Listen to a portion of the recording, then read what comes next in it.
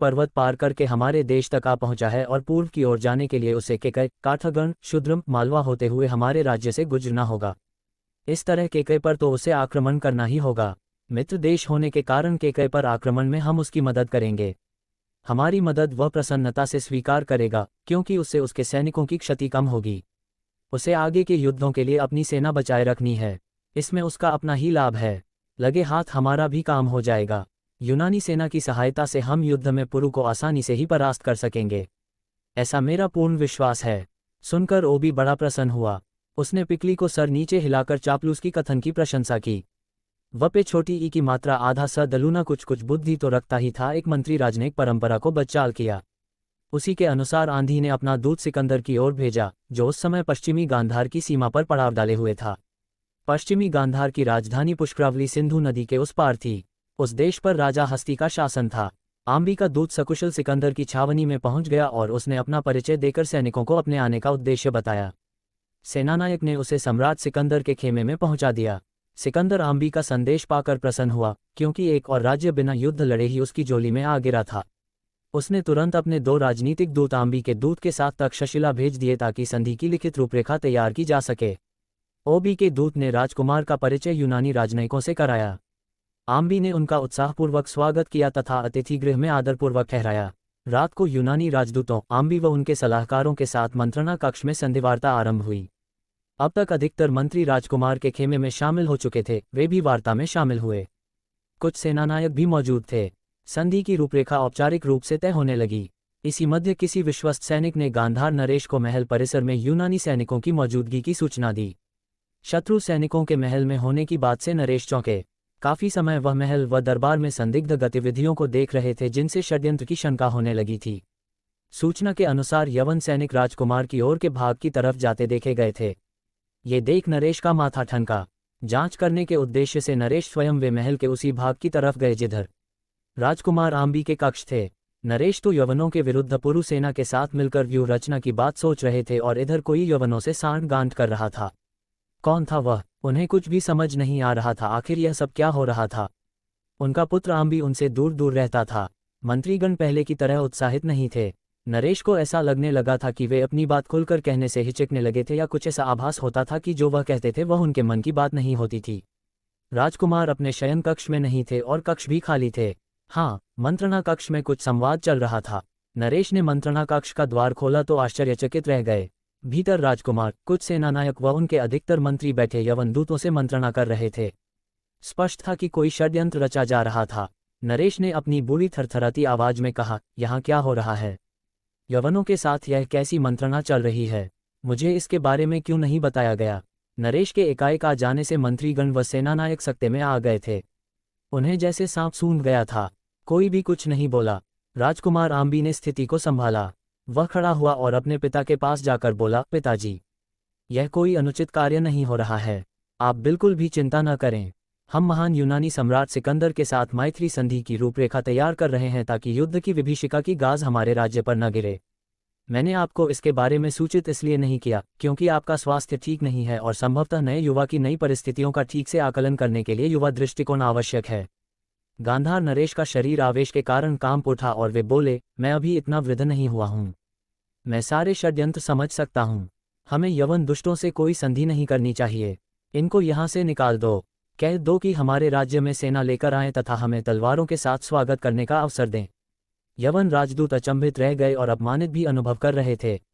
उन्हें समझा बुझाकर क्षमायाचना द्वारा शांत किया गया। उन्हें महल से निकाला नहीं गया अपितु अतिथि कक्ष में ही रखा गया।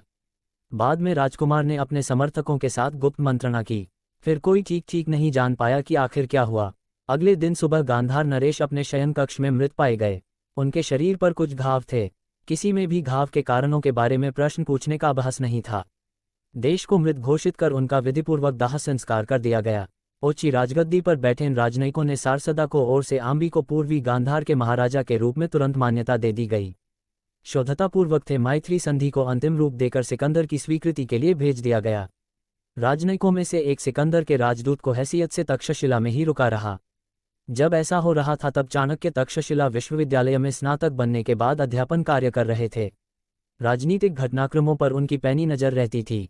विशेषकर सिकंदर के आने के बाद वे अधिक चिंताग्रस्त हो गए थे। चारों ओर जैसा हो रहा था उनके लिए वह सब दुखद था।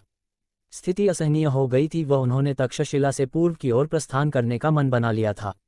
ओबी व सिकंदर के बीच हुई मैत्री संधि से उन्हें तीव्र आघात लगा था। जाने से पहले उन्होंने अपने मित्रों व विश्वस्त छात्रों से कहा, सिकंदर एक यवन आक्रांता है। वह विदेशी जीवन, धर्म व संस्कृति का प्रचारक है। वह बड़ा शक्तिशाली, क्रूर प्रशासक व बहुत चालाक है। भारत देश के नरेशों व शासकों को मित्र बनाकर बिना युद्ध लड़े ही विजय प्राप्त करता जा रहा है। हमारे नरेश इतने स्वार्थी, कोपमंडूक, ईर्ष्यालु तथा झगड़ालू हैं कि एकजुट होकर विदेशी आक्रमणकारी का सामना करने के बजाय वे या तो उसके चरणों में साष्टांग बिछ रहे हैं अथवा अकेले सामना कर धूल चाट रहे हैं। कहीं कोई आशा की किरण नजर नहीं है। मेरे लिए अपने वैदिक मूल्यों का विनाश होते देखना सहनीय नहीं होगा। मैंने तक्षशिला में आए शरणार्थियों से बातचीत की है। उन्होंने मुझे बताया कि सिकंदर विजित प्रदेशों में किस तरह अपने सैनिकों से सब कुछ नष्ट करवा देता है। मेरे पास इतना समय नहीं है कि नरेशों को अपनी बात समझा सकूं कि सिकंदर से निपटने का एक ही मार्ग है और वह है भारतीय नरेशों का एक होकर आक्रांता को मुंहतोड़ जवाब देना। उनमें इतनी बुद्धि नहीं है कि वे ठीक से समझ सकें कि सिकंदर हमारे लिए कितना भयंकर अभिशाप है। उनमें से आम्बी जैसे कई हैं जो उस दुष्ट में अपना हित खोज रहे हैं ताकि आपसी प्रतिशोध पूरा कर सकें व एक दूसरे को नीचा दिखा सकें। इन सब से मुझे घोर मानसिक वेदना होती है। मैं निराशा, मुझे यहाँ से प्रस्थान करना ही होगा। परंतु आचार्य, आप जाएंगे किस दिशा में? एक मित्र ने पूछा। चाणक्य ने उत्तर दिया, मैंने मगध की राजधानी पाटलिपुत्र जाने का निश्चय किया है, तथापि वहाँ का नरेश घनानंद भ्रष्ट, लोभी और कामुक व्यक्ति बताया जाता है। मैं प्रयत्न करूंगा कि पूर्वी भारत के राज्य अपनी शक्तियां मगध साम्राज्य की विशाल सेना में मिलाकर एक संगठित शक्ति बने और सिकंदर का विनाश करें। वहां तक पहुंचने में सिकंदर को समय लगेगा। उसी समय का मैं उपयोग करना चाहता हूं।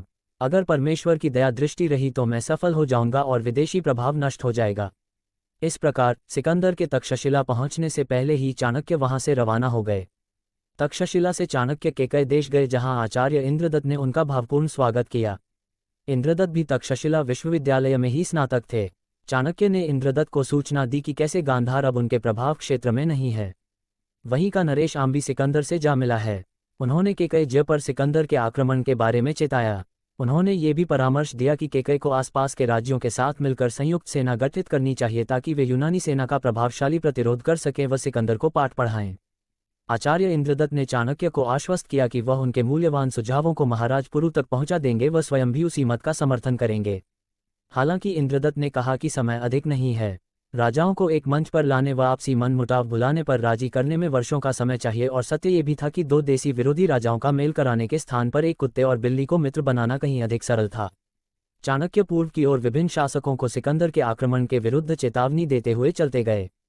इस बीच राजा आम्बी से संधि होने के बाद सिकंदर पूर्व की ओर कूच करने पर उतावला हो गया।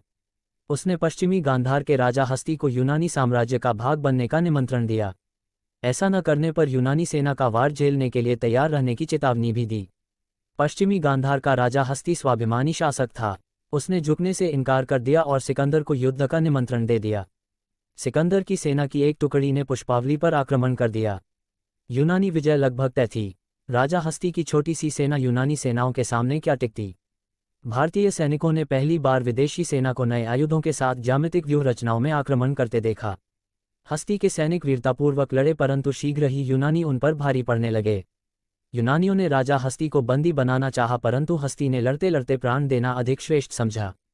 पुष्पावली पर विजय का सिकंदर ने शानदार उत्सव मनाया। उत्सव में राजा आम्बी को मुख्य अतिथि बनाया गया। यूनानी सेना ने आम्बी को पंक्तिबद्ध होकर सलामी दी। सिकंदर ने उसे बराबर के राजा का स्थान दिया और उसके साथ मित्र जैसा व्यवहार किया। इस आदर सत्कार से आम्बी प्रसन्न हो गया। उसे सपने में भी उम्मीद नहीं थी कि यूनानी सम्राट उसे इतना सम्मान देगा। वह सिकंदर का हृदय से कृतज्ञ हो गया। ये सिकंदर की एक राजनीतिक चाल थी। वह दूसरे राजाओं व नरेशों को संदेश दे रहा था कि सिकंदर के सामने नतमस्तक होने में कितना बड़ा सम्मान है। जो उसके पास आएगा वह मित्रता पाएगा और युद्ध के स्थान पर आदर का लाभ पाएगा। सिकंदर ने आम्बी के चाचा को पश्चिमी गांधार का गवर्नर नियुक्त किया और आम्बी को एक और कृपा करके धन्य कर दिया। सिकंदर के कृपापात्र बनने के महान लाभों का एक और उदाहरण लोगों ने देखा। इसका दूसरे राजाओं पर अनुकूल प्रभाव पड़ा। ये भी यूनानी योद्धा की तुरुप चाल थी। सिकंदर कूटनीति का भी मंजा हुआ खिलाड़ी था। आम्बी को तो ये भी उम्मीद होने लगी थी कि सिकंदर भारत से लौटते समय सारे विजित क्षेत्रों का शायद उसे सम्राट ही घोषित कर दे। आम्बी सिकंदर और उसकी सेना को जुलूस के रूप में उत्सव मनाता हुआ तक्षशिला ले आया। दरबार में सिकंदर का शाही स्वागत किया गया तथा उसकी वीरता व उदारता की प्रशंसा की गई।